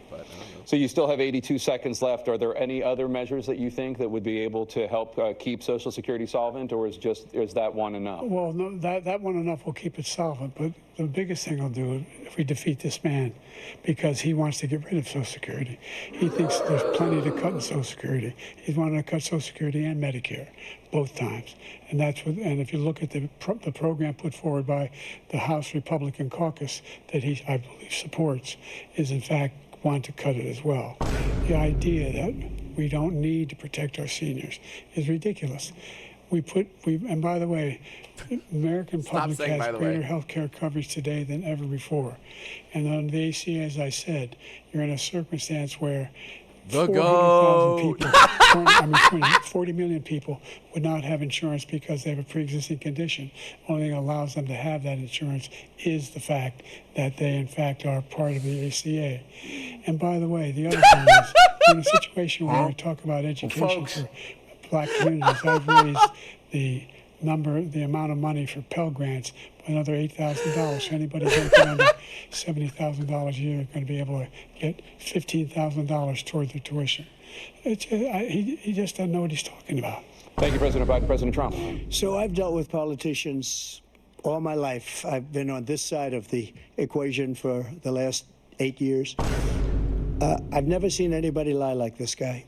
He lies. I've never seen it. He can look you in the face. About so many other things, too. And we mentioned the laptop. We mentioned Russia, Ukraine. Everything he does is a lie. It's misinformation and disinformation. The losers and suckers story that he made up is a total lie on the military. It's a disgrace. But Social Security, he's destroying it because millions of people are pouring into our country, and they're putting them onto Social Security. They're putting them onto Medicare, Medicaid. They're putting them in our hospitals. They're taking the place of our citizens. What they're doing to the VA, to our veterans, is unbelievable. Our veterans are living in the street, and these people are living in luxury hotels. He doesn't know what he's doing, and it's really coming back. I've never seen such anger in our country before. President Biden?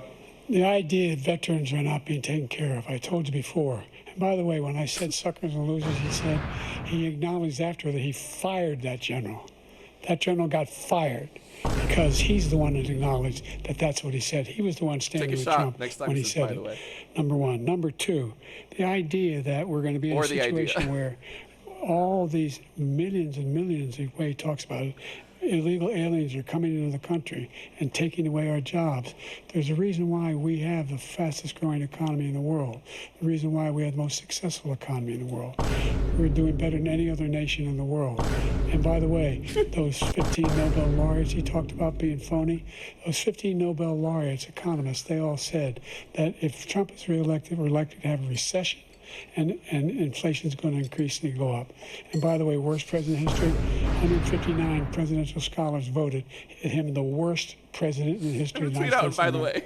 President Biden, thank you so much. Let's turn to the cost of child care, which many American families struggle to afford. President Trump, both you and President Biden have tried to address this issue, but the average cost of child care in this country has risen to more than $11,000 a year per child. For many families, the cost of child care for 2 children is more than their rent. Being held hostage. In your second term, what would you do to make child care more affordable? Just to go back, the general got fired because he was no good. And if he said that, that's why he made it up. But we have 19 people that said I didn't say it, and they're very highly respected, much more so than him. The other thing is, he doesn't fire people. He never fired people. I've never seen him fire anybody. I did fire a lot. I fired Comey because he was no good. I fired a lot of the top people at the FBI, drained the swamp. They were no good. Not easy to fire people. You'd pay a price for it, but they were no good. I inherited these people. I didn't put them there. I didn't put Comey there. He was no good. I fired him. This guy hasn't fired anybody. He never fires. He should have fired every military man that was involved with that the Afghanistan horror show, the most embarrassing moment in the history of our country. He didn't fire. Did you fire anybody?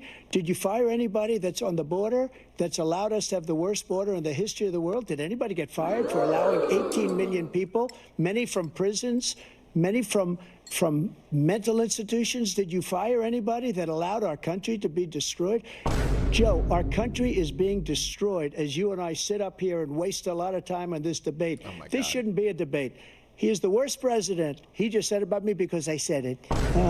But look, he's the worst president in the history of our country. He's destroyed our country. Now all of a sudden he's trying to get a little tough on the border. He came out with a nothing deal, and it reduced it a little bit, like this much. It's insignificant. He wants open borders. He wants our country to either be destroyed or he wants to pick up those people as voters. And I don't think we just can't let it happen. If he wins this election, our country doesn't have a chance, not even a chance, of coming out of this rut. We probably won't have a country left anymore. That's how bad it is. He is the worst in history by far. Thank you, President Trump. President Biden? We are the most admired country in the world. We're the United States of America. There's nothing beyond our capacity. We have the finest military in the history of the world, the finest in the history of the world. No one thinks we're weak. No one wants to screw around with us. Nobody, number one. Number two, the idea that we're talking about worst presidents. I wasn't joking. Look it up or go online. 159 or 58, don't hold me the exact number, presidential historians, they've had meetings and they voted who's the worst president in American history, best to worst. They said he was the worst in all of American history. That's a fact. That's not conjecture. Say the line. He can argue they're wrong, but that's what they voted. The idea that he is doing anything to deal with child care, he did virtually nothing to child care. We should significantly increase the child care tax credit. We should significantly increase the availability of women and men or single parents to be able to go back to work. And we should encourage businesses to have. Thank you, President Biden. President Trump, the question was about what would you do to make child care more affordable, if you want to take your minute. Just so you understand, we have polling, we have other things that they rate him the worst because what he's done is so bad. And they rate me, I'll show you, I will show you, and they rate me one of the best, okay? And if I'm given another 4 years, I will be the best. I think I'll be the best. Nobody's ever created an economy like us. Nobody ever cut taxes like us. He's the only one I know. He wants to raise your taxes by 4 times. He wants to raise everybody's taxes by 4 times. He wants the Trump tax cuts to expire. So everybody, including the two of you, are going to pay 4 to 5 times. Nobody ever heard of this before. All my life, I'd grow up and I'd see politicians talking about cutting taxes. When we cut taxes, as I said, we did more business. Apple and all these companies, they were bringing money back into our country. The worst president in history by far, and everybody knows it. President Biden? Look, the fact of the matter is that he's dead wrong about, he's increased the tariff, he will increase the taxes on middle-class people. I said I'd never raise a tax on anybody making less than $400,000. I didn't. But this tariff is 10% tariffs. Everything coming into the country, you know what the economists say? That's going to cost the average American $2,500 a year more because they're going to have to pay the difference in food and all the things that are very important. Number two, he's in a situation where he talks about how he has not raised, he's somehow helped the middle class. Middle class have been devastated by you. Now you want a new tax cut of $5 trillion over the next 10 years, which is going to fundamentally bankrupt the country. You had the largest deficit of any president in American history, number one. Number two, you have not, in fact, made any contact, any progress with China. We are the lowest trade deficit with China since 2010. Thank you, President Biden. Thank you, President Biden. Let's discuss an epidemic impacting millions of Americans that both of you have made a top priority in your first term, the opioid crisis. And for both of you, the number of overdose deaths in this country has gone up. Under your term, it went up. Under your term, it has gone up. Former President Trump, despite the efforts that both of you have made, more than 100,000 Americans are dying from overdoses every year, primarily from fentanyl and other opioids. What will you do to help Americans right now in the throes of addiction who are struggling to get the treatment they need? To finish up, we now have the largest deficit in the history of our country under this guy. We have the largest deficit with China. He gets paid by China. He's a Manchurian candidate. He gets money from China. So I think he's afraid to deal with them or something. Big bro moment. But do you notice he never took out my tariffs because we bring in so much money with the tariffs that I imposed on China. Challenge. He never took them away. He can't because it's too much money. It's tremendous. And we saved our steel industries, and there was more to come, but he hasn't done that. But he hasn't cut the tariffs because he can't, because it's too much money. But he's got the largest deficit in the history of our country, and he's got the worst situation with China. China's going to own us if you keep allowing them to do what they're doing to us as a country. They are killing us as a country, Joe, and you can't let that happen. You're destroying our country. So, President Trump, you have 67 seconds left. The question was, what are you going to do to help Americans in the throes of addiction right now who are struggling to get the treatment they need? Jake, we were doing very well at addiction until the COVID came along. We had the 2.5, almost 3 years of like nobody's ever had before, any country, in every way. And then we had to get tough. And it was the drugs pouring across the border were, it started to increase. We got great equipment. We bought the certain dog that's the most incredible thing that you've ever seen, the way they can spot it. We did a lot. We bought the most incredible we were dog. Getting very low numbers, very, very low numbers. Then he came along. The numbers, have you seen the numbers now? It's not only the 18 million people that I believe is even low, because the gotaways, they don't even talk about gotaways. But the numbers of the amount of drugs and human trafficking in women coming across our border, the worst thing I've ever seen, at numbers that nobody's ever seen under him because the border's so bad. But the number of drugs coming across our border now is the largest we've ever had by far. President Trump, thank you. President Biden? Fentanyl and the byproducts of fentanyl went down for a while. And I wanted to make sure we use the machinery that can detect fentanyl, these big machines that roll over everything that comes across the border. And it costs a lot of money. That was part of this deal we put together, this bipartisan deal. More fentanyl machines, more be able to detect drugs, more numbers of agents, more numbers of all the people at the border. And when we had that deal done, he called his Republican colleagues and said, don't do it. It's going to hurt me politically. No, he never argued it's not a good bill. It's a really good bill. We need those machines. We need those machines. And we're coming down very hard in every country in Asia in terms of precursors for fentanyl. And Mexico is working with us to make sure they don't have the technology to be able to put it together. That's what we have to do. We need those machines. Thank you, President Biden. President Trump, and again, the question is about Americans in the throes of addiction right now struggling to get the treatment they need. Well, because this does pertain to it. He ended Remain in Mexico. He ended catch and release. I made it catch and release in Mexico, not catch and release here. We had so many things that we had done, hard negotiations with Mexico, and I got it all for nothing. It's just like when you have a hostage. We always pay $6 billion for a hostage. Every time we say there's a hostage. Now we have a hostage, a Wall Street Journal reporter. I think a good guy, and he's over there because Putin is laughing at this guy, probably asking for billions of dollars the fentanyl crisis. For the reporter. I will have him out very quickly. Why are we talking as soon about as hostages? I take office. Before I take office, I said by literally as soon as I win the election, I will have that reporter out. He should have had him out a long time ago. Why are we talking about hostages? Probably asking for billions and billions of dollars because this guy pays it every time.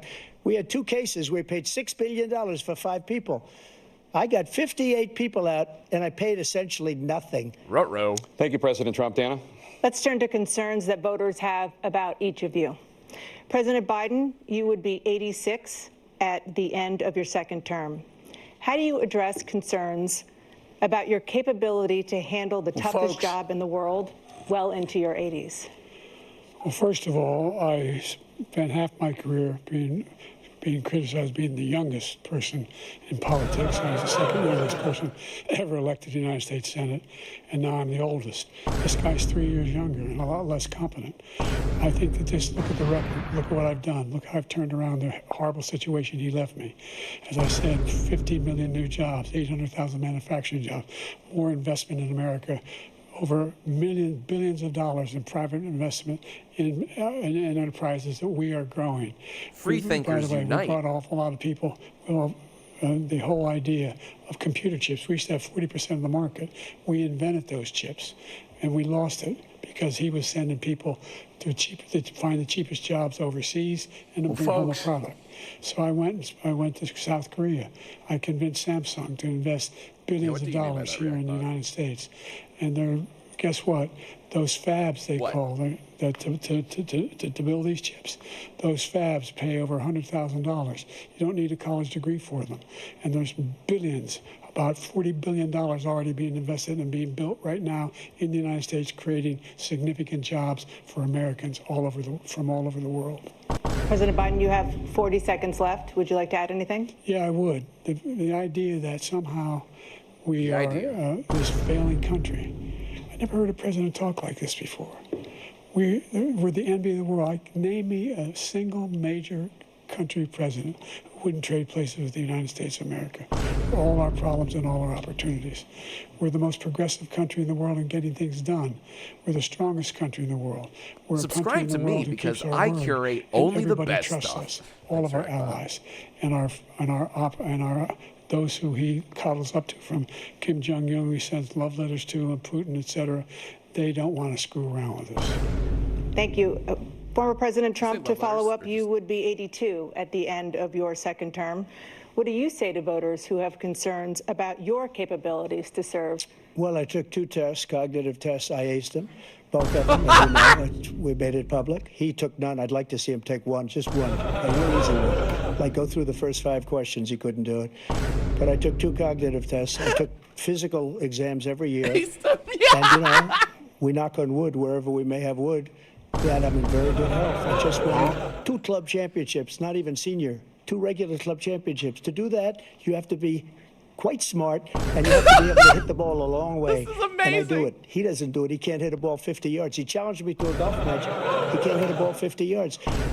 I think I'm in very good shape. I feel that I'm as in good a shape as I was 25, 30 years ago. Actually, I'm probably a little bit lighter, but I'm in as good a shape as I was years ago. I feel very good. I feel the same. But I was willing to take a cognitive test. And you know what? If I didn't do well, I aced him. Dr. Ronnie Jackson, who's a great guy when he was White House doctor. And then I took another one, a similar one. And one of them said they've never seen anybody ace him. Thank you. President Biden? You can see he is 6'5" and only 223 pounds. Or 235 pounds. Well, you said 6'4", 200. Well, anyway, that's what you're. Anyway, just take a look at what he says he is, and take a look at what he is. Look, I'd be happy to have a driving contest with him. I got my handicap, which when I was vice president, down to a 6. But by the way, I told you before, I'm happy to play golf if you carry your own bag. Think you can do it? That's the biggest lie. That he's a 6 handicap of all. I was an 8 handicap. Yeah. 8. Never. But I have, you know how many? I've seen you swing. I know you swing. Okay, let's not act like children. President Trump, we're going to let's not act like children. a specific concern that voters have about you. Will you pledge tonight that once all legal challenges have been exhausted, that you will accept the results of this election, regardless of who wins? Oh, good question. And great question. You will say right now that political violence in any form is unacceptable. Let's go. Well, I shouldn't have to say that, but of course I believe that. It's totally unacceptable. And if you would see my statements that I made on Twitter at the time, and also my statement that I made in the Rose Garden, you would say it's one of the strongest statements you've ever seen. In addition to the speech I made in front of, I believe, the largest crowd I've ever spoken to, and I will tell you, nobody ever talks about that. They talk about a relatively small number of people that went to the Capitol, and in many cases were ushered in by the police. And as Nancy Pelosi said, it was her responsibility, not mine. She said that loud and clear. Is this a live leak video? But the answer is, if the election is fair, free, and I want that more than anybody.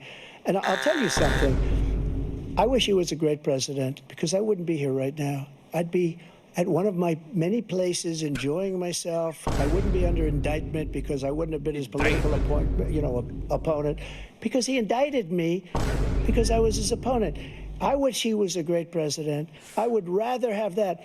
I wouldn't be here. I don't mind being here. But the only reason I'm here is he's so bad as a president that I'm going to make America great again. We're going to make America great again. We're a failing nation right now. We're a seriously failing nation. And we're a failing nation because of him. His policies are so bad. His military policies are insane. They're insane. These are wars that will never end with him. He will drive us into World War III, and we're closer to World War III than anybody can imagine. We are very, very close to World War III, and he's driving us there. And Kim Jong-un and President Xi of China, Kim Jong-un of North Korea, all of these, Putin, they don't respect him. They don't fear him. They have nothing going with this gentleman, and he's going to drive us into World War III. You want a World War III, let him follow and win, and let Putin say, do what you want, NATO. Just do what you want. There's a thing called Article 5. An attack on one is an attack on all, and required response. The idea The idea, I can't think of a single major leader in the world who wouldn't trade places with the job I've done and what they've done. Because we are a powerful nation. We have wonderful people. It's because of the people, not me. It's because of the American people. They're capable of anything, and they step up when they're needed. And right now, we're needed. We're needed to protect the world because our own safety is at stake. And again, you want to have a war, just let Putin go ahead and take Kyiv, make sure they move on, see what happens in Poland, Hungary, and other places along that border. Then you have a war. President Trump, as I come back to you for a follow-up, the question was, will you accept the results of this election, regardless of who wins? Just to finish what he said, if I might. Russia, they took a lot of land from Bush. They took a lot of land from Obama and Biden. They took no land, nothing from Trump, nothing. He knew not to do it. He's not going to play games with me. He knew that. I got along with him very well, but he knew not to play games. He took nothing from me. But now he's going to take the whole thing from this man right here. That's a war that should have never started. It would have never started ever with me. And he's going to take Ukraine. And, you know, you asked me a question before, would you do this? He's got us in such a bad position right now with Ukraine and Russia. Can't even answer it. Because Ukraine's not winning that war. He said, I will never settle until such time. They're running out of people. They're running out of soldiers. Why are you talking about this war? It's so sad. They've lost so many people, and they've lost those gorgeous cities with the golden domes that are 1,000 years old, all because of him and stupid decisions. Russia would have never attacked if I were president. President Trump, the question was, will you accept the results of the election, regardless of who wins? Yes or no, please. Yeah. If it's a fair and legal and good election, absolutely. I would have much rather accepted these. But the fraud and everything else was ridiculous. And if you want, we'll have a news conference on it in a week. Or we'll have another one of these in a week. But I will absolutely, there's nothing I'd rather do. It would be much easier for me to do that than I'm running again. I wasn't really going to run until I saw the horrible job he did. He's destroying our country. I would be very happy to be someplace else, in a nice location someplace. And again, no indictments, no political opponent stuff, because it's the only way he thinks he can win. But unfortunately, it's driven up my numbers and driven them up to a very high level because the people understand it. Well, let's see what your numbers are when this election is over. Let's see. You're a whiner. When you lost the first time, you continued, you appealed and appealed to courts all across the country. Not one single court in America said any of your claims had any merit, state or local, none. But you continue to provoke this lie about somehow there's all this misrepresentation, all this stealing. There is no evidence of that at all. And I tell you what, I doubt whether you'll accept it because you're such a whiner. The idea if you lose again, you accepting anything, you can't stand the loss. Something snapped in you when you lost the last time. We'll be right back with more from the CNN presidential debate. Take a break live on this from Georgia. Oh, this is good. Oh, this is good. Okay. Boop. Oh, man. All right, yeah, back to Michael Jackson was $500 in debt when he died. Sorry. Do you know that? Dude owed $500 exactly. All right, gamers. Oh, boy. This is one for the books, I'll tell you. There's a lot of, the bloodlust is real. All right? No love lost between these two. I'll tell you what, man. I think the era of like a calm, reasonable, level-headed debate betwixt presidential candidates ever again is dead. I think we will never get back to a place like that. But let's check in with our very own REACTBot. REACTBot, what are your thoughts so far? If you could summarize what's been going on so far at this debate in like a sentence or two. What am I even watching? It's the It's the first presidential debate of 2024 of this election cycle. That's what. If you don't know what you've been watching, then I can't help you. I'm sorry. I tried to give you like a layup. All right, that was like a. That was a layup, and you just fucking destroyed it. Gamers in the chat, what are your thoughts so far on this absolute bash of a debate Because I'll tell you what, the golf, yes, thank you. Sorry, someone in the chat said the golf off was insane. That was incredible. Them going back and forth like, he uses a 6 handicap. Actually, I use an 8 handicap. You can't even carry your own bag. That was incredible. That was fucking incredible. We have presidential candidates debating their golfing skills. Just wonder, that is in itself an SNL bit. That's a fucking SNL sketch. Like, why the fuck are you talking about goddamn golf? Oh, that was outstanding. That was that's gonna be memed upon. Oh my god, yeah, crazy ad timing. It is crazy ad timing. SNL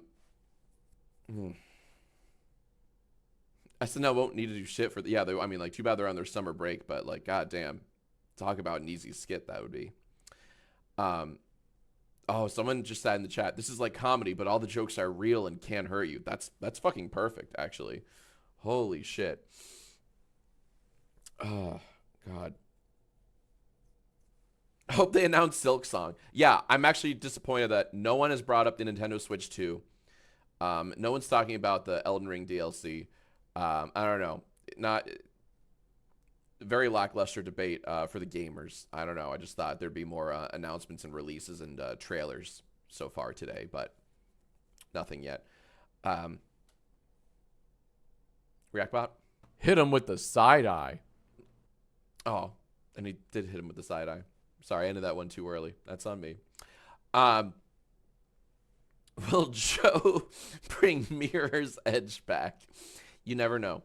All right. I think we're back, or we're coming back. First presidential debate between President Joe Biden and former President Donald Trump. It's being hosted by CNN, and at the conclusion of this debate, in less than 10 minutes or so, we're hoping you'll join us for analysis of tonight's key moments. Our team of political experts will break down how this night could shake up the presidential race over the next 5 months. Back to Atlanta now.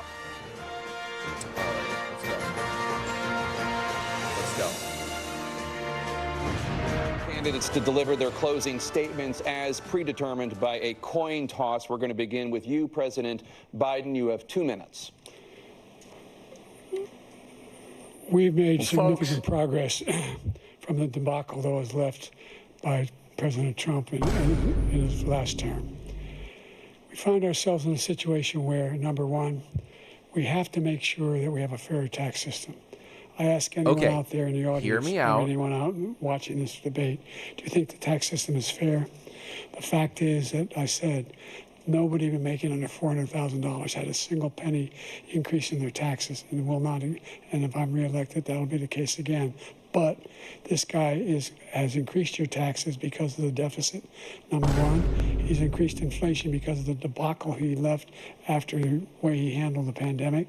And he finds himself in a position where he now wants to tax you more by putting a 10% tariff on everything that comes into the United States. Talk about his golf game. What I did, when, for example, he wants to get away with, get rid of the ability of Medicare to, for the ability to, for the us to be able to negotiate drug prices with the big pharma companies. Well, guess what? We got it down to $35 for insulin instead of $400. No more than $2,000 for every senior, no matter what how much prescription they need. You know what that did? That reduced the federal debt by $160 billion over 10 years because the government doesn't have to pay the exorbitant prices. I'm going to make that available to every senior all along, it's happening now, and everybody in America. He wants to get rid of that. I'm going to make sure that we have child care. We're going to significantly increase the credits people have for child care. We're going to make sure we do something about what we're doing on lead pipes and all the things can we get their social security number? Health problems for people across the country. We're going to continue to fight to bring down inflation and give people a break. Thank you, President Biden. President Trump, you now have 2 minutes for your closing statement. Like so many politicians, this man is just a complainer. He said, we want to do this, we want to do that, we want to get rid of this tax, that tax.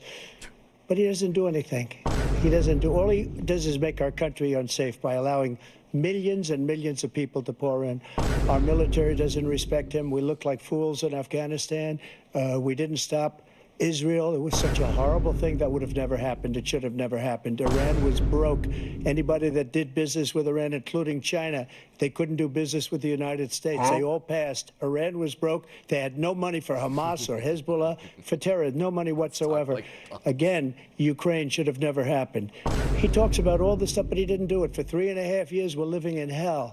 We have the Palestinians and we have everybody else rioting all over the place. You talk about Charlottesville. This is 100 times Charlottesville, 1,000 times. The whole country is exploding because of you, because they don't respect you, and they have to respect their president, and they don't respect you throughout the world. What we did was incredible. We rebuilt the military. We got the largest tax cut in history, the largest regulation cut in history. The reason he's got jobs is because I cut the regulations that gave jobs, but he's putting a lot of those regulations back on. All of the things that we've done, nobody's never seen anything like, even from a medical standpoint, right to try, where we can try space-age materials instead of going to Asia or going to Europe and trying to get, when you're terminally ill, now you can go and you can get something. You sign a document. They've been trying to get it for 42 years. But you know what we did for the military was incredible. Choice for our soldiers, where our soldiers, instead of waiting for 3 months to see a doctor, can go out and get themselves fixed up and readied up and take care of themselves, and they're living. And that's why I had the highest approval rating in the history of the VA. So all of these things, we're in a failing nation, but it's not going to be failing anymore. We're going to make it great again. Thank you, former President Trump, President Biden. Stay with us because we have full analysis of this debate. Anderson Cooper and Aaron Burnett starts now on CNN. Okay. So we've been watching the wrap up there of the debate. I think that might be it. I think that's the end of the debate, because then they're going to do their own analysis of it. But I think those two old men, thank God, are finally free. Oh my God. Yeah, when they said "stay with us," dude, that's to both of them. Honest, please stay. Like, really, Biden, please stay with us, because that was tough, man. That was a tough debate to watch. I'll be honest. There were some buffering moments, and I'm not talking about the internet. Yikes, man, that was rough. And it's just like, I kept seeing spammed in the chat, "We are so cooked," and I can't agree more. Honestly, if these are the best two options that we got, then yeah, I'm not in love with that. I'm not in love with that. ReactBot, final thoughts. Holy crap, Lois. ReactBot, final thoughts. Man, it always be like that. It does. It really true. ReactBot, final thoughts. I don't like that. I don't like that either. I don't like that those are our only two options. But that's the facts, Jack. That is the facts, Jack. Oh my God. Yeah. Someone in the chat just said they both had catchphrases. Trump's was, "To finish what I was saying earlier," as someone in the chat just brought up, and Biden's big catchphrase was, "Oh, by the way, and by the way, and by the way." He did a lot of numbering. He would say something and then say, "That's one," and then he would never say number two. Be like, "That's one." Like, it would be the start of a. Yeah. Lots of number ones, not a lot of number twos. And the idea. The idea that you would say America's not the greatest country in the world. Ask any president of a country. Yeah, and they wouldn't switch places. Ask anyone. The idea. There's a lot of that. He said that about 3 times tonight. Not the idea. He said the idea 100 times, but that very specific thing, like ask any president of another country if they'd switch places. He said that about 2 or 3 times tonight. Yeah, that was. The H2O thing. Oh, the H2O thing was great. Because Trump was like, Trump was trying to give an answer for the what would you do about climate change and Trump had the worst answer. It was something like, finally, when he got around to answering it, because he had to, before he answered that, he was like, let me go back to blah, blah, blah. But finally, when Trump got around to answering the climate change one, what did he say? It was like, he mentioned water. He was like, I would have the cleanest water. And then he said, I'd have the cleanest water. And that's what we had. We had H2O. It was very weird. It was very weird. Like, I think he was just trying to find synonyms for water. He didn't really know what he was saying either. I mean, look, I'm going to say it. Biden over the other guy for sure. Absolutely. But to quote Mr. Burnham, how is the best case scenario, Joe Biden? Boy. Boy, oh boy, oh boy. But yeah, that's, dude, the golf. Okay, yeah, sorry. Someone else brought up the golf talk. That was legendary. I can't wait to, like, that will be its own clip. The fucking going back and forth on their golf handicaps. Christ almighty. I hope you guys clipped some of these moments, because I would love to go back tonight and rewatch some of the highlights here, because there were some pretty good moments, right, ReactBot? Jarvis, remove their legs. No. Oh, man. But, well, thank you very much, everyone, for tuning into this historic debate night. To my knowledge, I believe there will be 2 more debate nights. I think they're both in September, so later this summer, late summer. We will have 2 more debates, and I hope to do this exact same thing. Maybe I might upgrade my Stream Deck and get like the Stream Deck XL, just so I can have more access to more soundboard noises and fun things like this. I would love, well, folks, I would love so much more. I need so many more buttons and reactions, right? I just, but yeah, we need more ReactBot too, right, buddy? Yeah, okay. Oh, I mean, that sounded very sarcastic. I'm trying to like do you a solid, man. You don't have to get like all fucking snippy with me. Mommy knows best. What? Who's talking about mommy? I don't fucking understand what you're saying. Talk about a giant L. Who's taking the L? ReactBot, you're not making any fucking sense. Bro straight up mogging me. All right, fuck you. Anyways. Oh yeah, we actually had, yes, Astro Boy just wrote, don't forget, I did not have sex with a porn star. That was beautiful. That was fucking wonderful. So many delicious moments that I cannot wait to relive. So anyways, I hope you guys were clipping them. I didn't, that's kind of on me. I didn't say before the stream, like, hey, clip your best moments, you know, but hopefully some people did. But yeah, I will be uploading, I'll be chopping up this, this VOD and uploading it either to Jack as a Nerd or maybe in the main channel or, you know, shorts and TikToks and reels and such. Only the best bits. Thank you so much. Let's do this again. Yeah, let's do this again. We will do this again later this summer. Tomorrow's what? Friday, right? Maybe I'll stream again Friday. I don't know. Do more ReactBot, do more Elden Ring DLC. What do you think, bud? Bro is speaking truth. I am speaking truth. I want to stream more tomorrow. I had a lot of fun.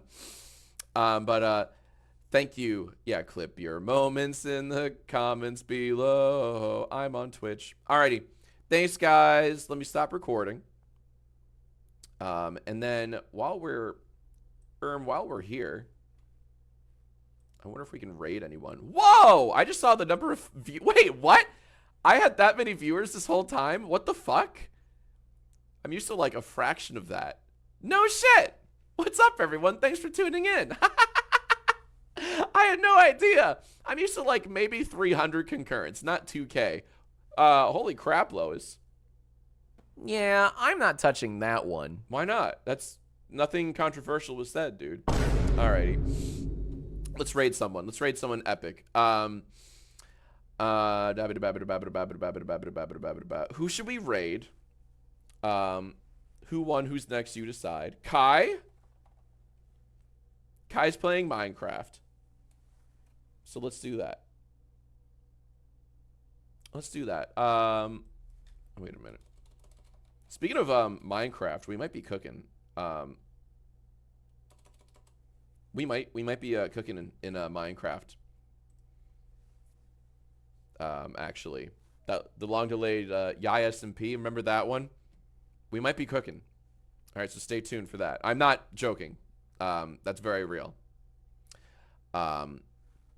But anyways, enough about that. Hopefully, I will see you guys tomorrow. We'll do something. Thank you so much. Honestly, guys, really appreciate you joining me tonight. This was stupidly fun. Yeah, I really want to do this again so I can better find my rhythm with this whole thing, operating the soundboard, still taking it all in and reading chat and all that stuff. So thank you for bearing with me. I had loads of fun. I hope you had a fraction of the fun that I did. Let's do this again. We're going to raid Kaioya, who is one of my talented editors. He's a member of the JacksFilms Council. He's just kind of a wonderkind. He's wonderful is what I'm trying to say, right? He's just wonderful. Alrighty. Yeah, I'll see you next time. And thanks again. Oh, wow. Yeah. And raid. Did I raid him? Wait for it. Yeah, we raided him. Let's freaking go, baby. Okay, bye-bye, everyone.